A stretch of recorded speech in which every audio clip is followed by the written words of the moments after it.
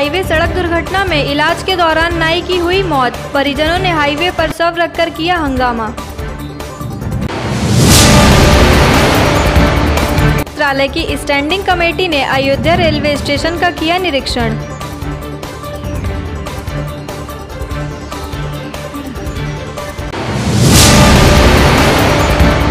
Nodal अधिकारी T Venkatesh Ayodhya पहुंचे, जिला अस्पताल का किया निरीक्षण।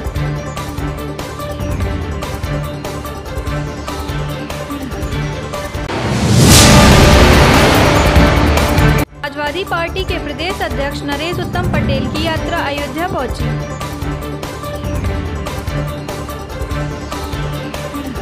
जनपद अयोध्या में प्रयागराज हाईवे पर सफारी गाड़ी में बर्थडे पार्टी मना रहे सड़क दुर्घटना के मामले में शनिवार को इलाज के दौरान नाई की मौत के बाद परिजनों ने अयोध्या प्रयागराज हाईवे पर शव को रखकर जमकर किया हंगामा।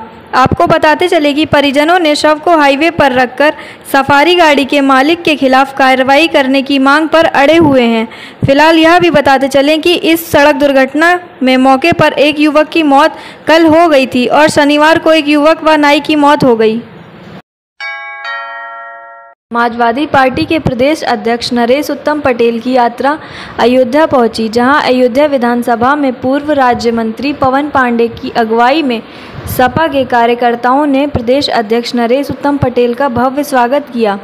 नरेश उत्तम पटेल ने बताया कि अयोध्या पूरे देश दुनिया में जाना जाता है। यहाँ भगवान राम ने जन्म लिया था। हम सब लोग राम को मानते हैं। कौन आ रहा है कौन जा रहा है इससे हमें मतलब नहीं है।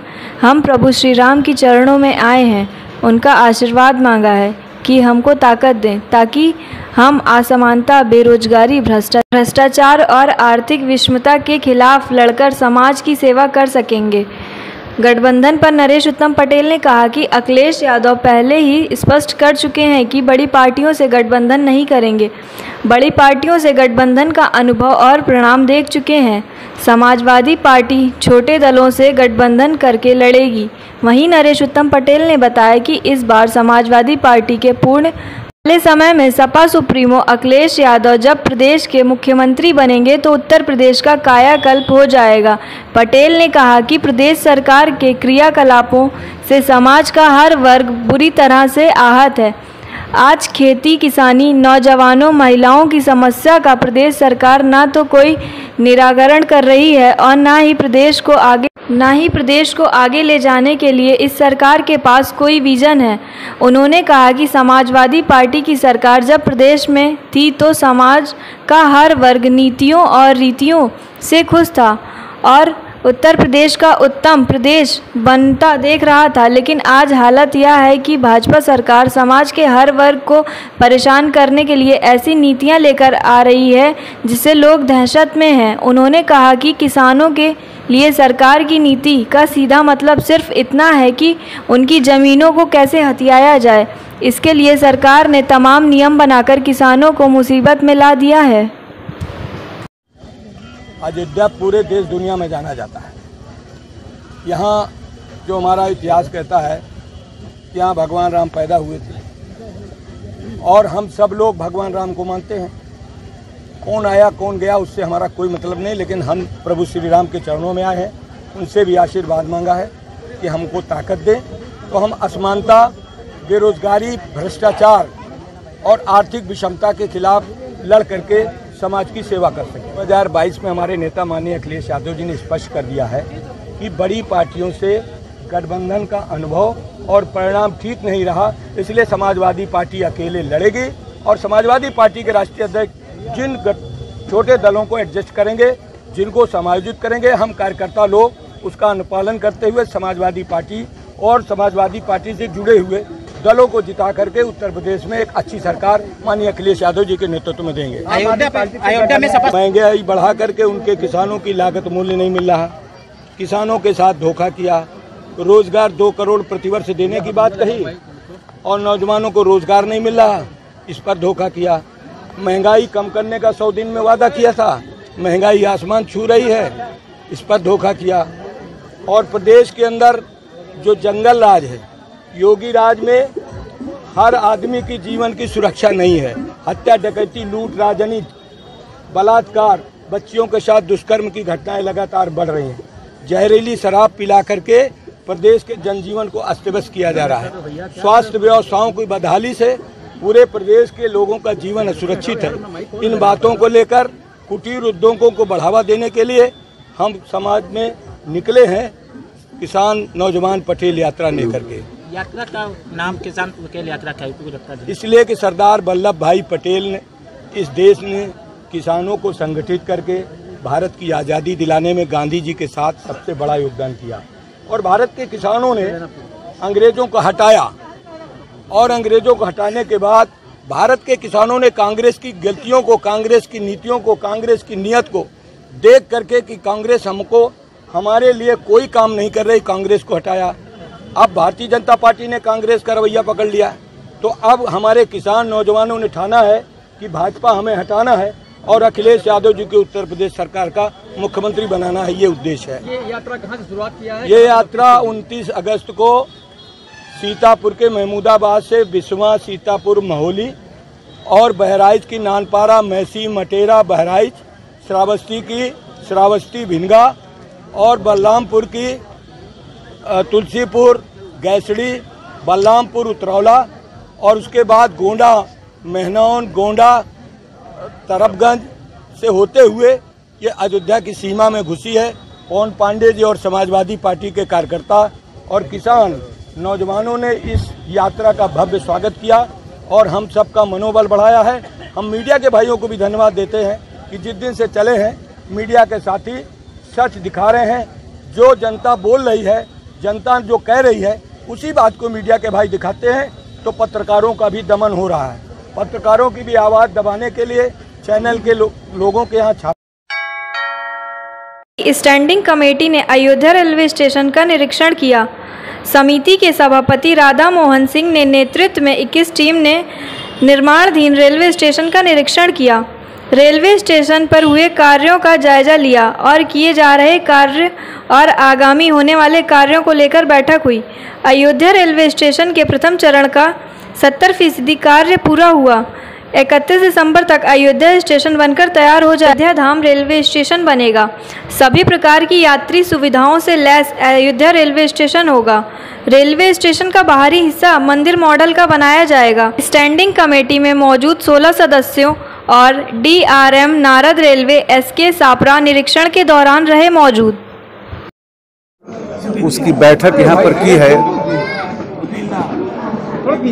और बैठक के अंदर जो विषय सभाएं हैं वो हम सार्वजनिक नहीं कर सकते, लेकिन हमारा जो अध्ययन दल है, हमारी जो पूरी टीम है, अयोध्या के इस रेलवे स्टेशन का निरीक्षण किया है और मुझे खुशी हो रहा है कहते हुए कि जो फर्स्ट फेज का काम है उसमें 70% काम पूरे हो चुके हैं और फिर सेकंड फेज का काम भविष्य में यहाँ जो करोड़ों हमारे यात्री आएंगे उनके सारे यात्री सुविधाओं को ध्यान में रखते हुए सरकार ने इस दिशा में बहुत तेजी से कदम उठाया है।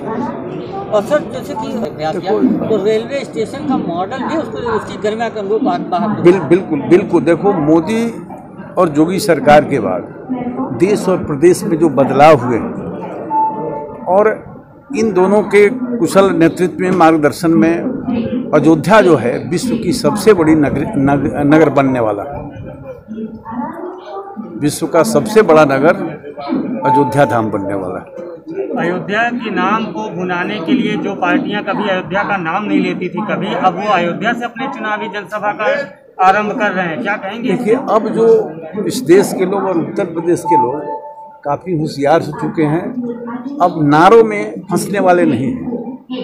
इस देश की मिट्टी ने 2 ऐसे सपूत को जन्म दिया है कि जो पूरे निष्ठा के साथ काम कर रहे हैं। पूरे हिंदुस्तान के अंदर पूरी प्रतिबद्धता के साथ नरेंद्र मोदी काम कर रहे हैं। पहले जो हमारे नेता होते थे दिन भर नारे लगाते थे देश के लिए और शाम होते अपने वंश की मजबूती के लिए काम करते थे, देश के अंदर भी और इस राज्य के अंदर भी।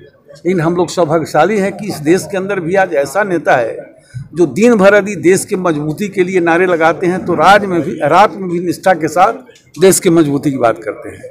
और उत्तर प्रदेश की धरती पर भी आप देखेंगे कि पहले जो नेता होते थे वो दिन भर राज्य की मजबूती के नारे लगाते थे और शाम होने के बाद वंश की चिंता करते थे। लेकिन उत्तर प्रदेश सौभाग्यशाली है कि आज जो नेता है वो दिन में यदि उत्तर प्रदेश की मजबूती की बात करता है तो रात में भी उत्तर प्रदेश की मजबूती के लिए सपना देखता है। और हमारे इन दोनों नेताओं का जीवन राष्ट्र और समाज के लिए समर्पित है। बाकी लोग नारे में राष्ट्र और समाज के लिए हैं, व्यवहार में अपने वंश के मजबूती के लिए समर्पित है। ये बहुत स्पष्ट देश की जनता को दिखाई दे रहा है, उत्तर प्रदेश की जनता को दिखाई दे रहा है। एक आखिरी सवाल है, मस्तक हो गए हैं, क्या कहेंगे? देखो, आज अयोध्या की जो चर्चा कर रहे हैं, इस सबका श्रेय यदि जाता है तो जो राष्ट्रवादी ताकतें मजबूत हुई हैं उसको इसका श्रेय जाता है। विधानसभा चुनाव को लेकर सियासी समीकरण को मजबूत करने के लिए 7 सितंबर को AIMIM अध्यक्ष असरुद्दीन ओवैसी अयोध्या में सियासी सम्मेलन करेंगे, जिसको लेकर ओवैसी के अयोध्या में प्रवेश पर रोक लगाए जाने की मांग तपस्वी छावनी के जगत गुरु परमहंस आचार्य और बाबरी मस्जिद विवाद के पक्षकार रहे इकबाल अंसारी ने अयोध्या आगमन को लेकर आपत्ति जताई है। तपस्वी छावनी के जगत गुरु परमहंस आचार्य ने शासन व प्रशासन से अयोध्या जनपद में प्रवेश पर रोक लगाए जाने की मांग की है। तपस्वी छावनी के जगत गुरु परमहंस दास के मुताबिक ओवैसी ने कहा है कि बाबरी मस्जिद तोड़ी न जाती तो आज सुप्रीम कोर्ट का फैसला दूसरा होता। उन्होंने बताया कि ओवैसी के द्वारा दिए गए इस तरह के बयान अयोध्या में हिंदू मुस्लिम के बीच धार्मिक नफरत फैलाने का कार्य कर रहे हैं, इसलिए अयोध्या में प्रवेश पर रोक लगानी चाहिए। तो वहीं बाबरी मस्जिद के पक्षकार रहे इकबाल अंसारी ने आपत्ति जताते हुए कहा है कि असरुद्दीन ओवैसी हैदराबाद की राजनीति करें। उन्होंने कहा कि चुनावी जनसभा रैलियां शुभारंभ सभी पार्टियां अयोध्या से कर रहे हैं, अच्छी बात है, और चुनाव में अपने विधानसभा के लोगों को चुने जो अपने पहचान के हों। इकबाल ने कहा कि अयोध्या का दौरा का भी होना चाहिए। इसके लेकर मुसलमानों से अपील करते हुए ओवैसी साहब से दूर रहें। उत्तर प्रदेश की राजनीति में ओवैसी की ज़रूरत नहीं है। अयोध्या में धर्म, जाति और राजनीतिक बिल्कुल पसंद नहीं है। लोगों को आगाह करते हुए कहा कि आज मानवता से बड़ी कोई चीज़ नहीं है और हिंदू मुस्लिम की राजनीति करने वालों से दूर रहें, खास तौर से ओवैसी साहब से होशियार रहें। अयोध्या अयोध्या है, अयोध्या धर्म की नगरी है। अयोध्या में सरजू नदी है, हनुमान जी का मंदिर है, शीश-ए-इस्लाम की बाजार है। अयोध्या धार्मिक नगरी है। हिंदू मुस्लिम सिख ईसाई सारे लोग अपनी अपनी चुनावी जो है वो तैयारियां अयोध्या से कर रहे हैं।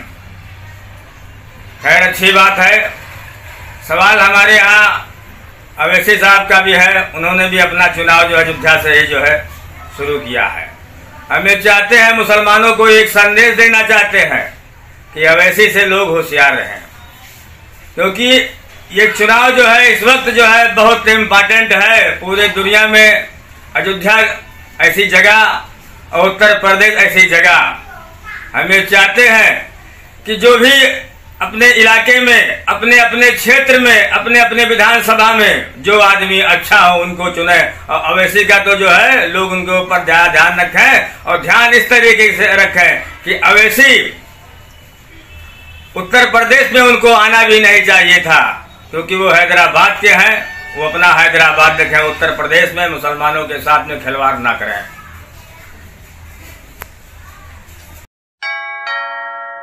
अयोध्या में कोरोना की तीसरी लहर को देखते हुए महास्वर्ण प्राशन कार्यक्रम का आयोजन किया गया।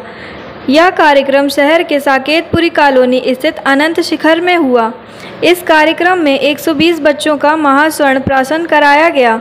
कोरोना काल में बच्चों की इम्यूनिटी बढ़ाने की प्राचीन विधा स्वर्ण प्राशन है। नक्षत्र में बच्चों को महास्वर्ण प्राशन कराया जाता है। आयुर्वेदिक कंपनी धूत पापेश्वर की स्वर्ण गोली का पान बच्चों को कराया गया। महास्वर्ण प्राशन से बच्चों का स्वस्थ रहने का दावा किया जाता है, मानसिक रूप से स्वस्थ रहने का भी। वहीं जन्म से लेकर 16 साल तक के बच्चों का स्वर्ण प्राशन कराया जाता है। स्वर्ण प्राशन कार्यक्रम में वैद्य आचार्य RP पांडे, अयोध्या धाम के संत पवन शास्त्री व अयोध्या विकास प्राधिकरण के सचिव RP सिंह प्रमुख के रूप से मौजूद रहे। जैसा कि आप सब जानते हैं, हमारे चिकित्सकों द्वारा बताया जा रहा है बार बार कि तीसरी लहर आने वाली है, और वो तीसरी लहर कोरोना की जो होगी वो बच्चों के लिए घातक होगी।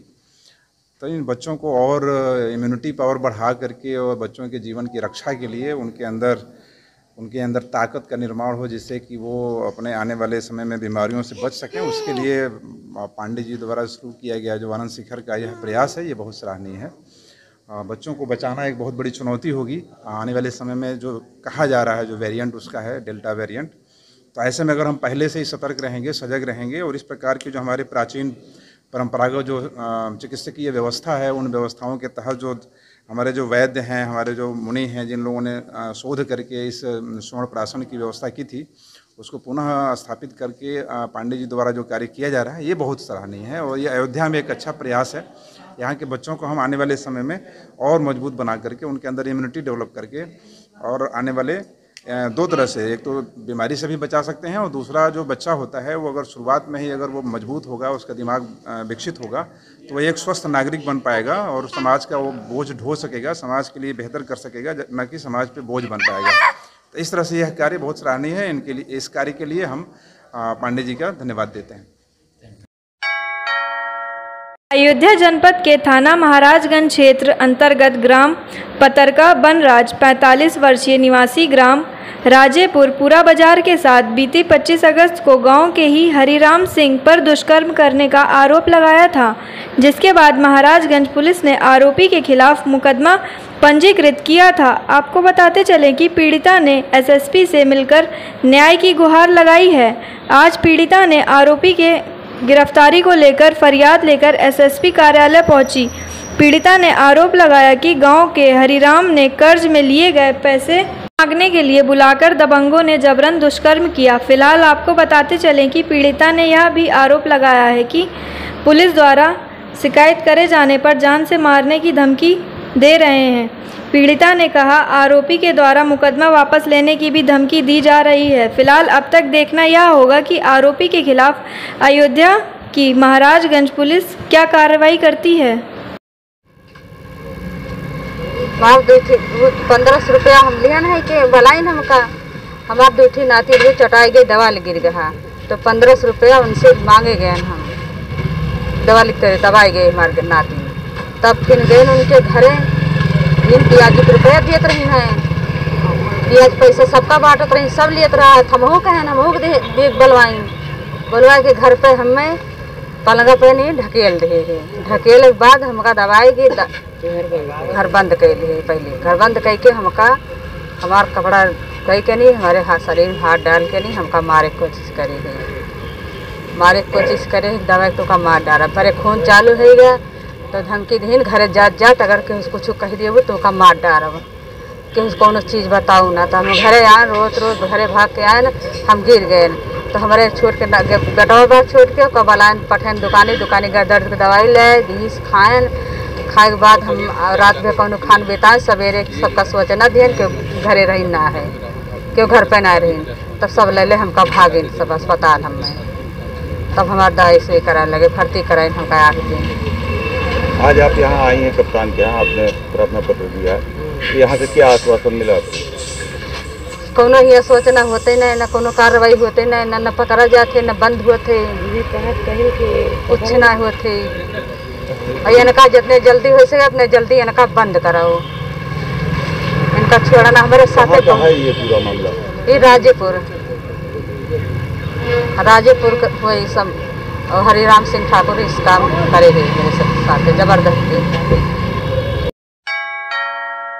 अयोध्या में डेंगू व वायरल बुखार के प्रकोप को लेकर नोडल अधिकारी टी वेंकटेश अयोध्या पहुंचे। उन्होंने जिला अस्पताल का निरीक्षण किया, बाल रोग वार्ड व डेंगू वार्ड का निरीक्षण किया, डॉक्टरों से जानकारी ली। वहीं टी वेंकटेश ने बताया कि अयोध्या में अभी डेंगू नियंत्रण है, केवल 4-5 मरीज ही भर्ती हैं। मरीजों की भर्ती की जांच को लेकर निर्देश दिए गए हैं। दरअसल तेजी से पांव पसार रहे वायरल बुखार को लेकर महकमा भी अलर्ट हो गया है। इसी कड़ी में नोडल अधिकारी अयोध्या पहुंचे। उन्होंने जिला चिकित्सालय सहित अस्पतालों में स्वास्थ्य संबंधी सेवाओं का निरीक्षण किया, मातहतों को आवश्यक निर्देश दिए। इस दौरान उन्होंने डेंगू वार्ड सहित प्रमुख वार्डों में जाकर मरीजों का हालचाल जाना। इसके बाद ऑक्सीजन प्लांट का भी निरीक्षण किया। जिला अस्पताल निरीक्षण के दौरान डीएम, एसएसपी, सीएमएस और अस्पताल के सभी स्टाफ मौजूद रहे। में इंस्पेक्शन किए हैं, वार्ड्स में कितने बच्चे हैं, कैसे ट्रीटमेंट मिल रहा है, दवा का अवेलेबिलिटी है कि नहीं, और मेडिकल किट्स टेस्ट के लिए सफिशेंट है कि नहीं, उनके लिए सफिशेंट स्टाफ है कि नहीं, और टेस्ट भी का रिपोर्ट्स कितना निकल रहा है, कितना निकल, अभी कंट्रोल में है, ज़्यादा नंबर है नहीं, 4-5 लोगों को है, बट हम टेस्ट इम्प्रूव करेंगे और कंस्टेंटली सर्विलेंस करेंगे जिला प्रशासन। अभी मैं शुरू किया हूँ इंस्पेक्शन, ठीक है, और आगे आपको बताएंगे।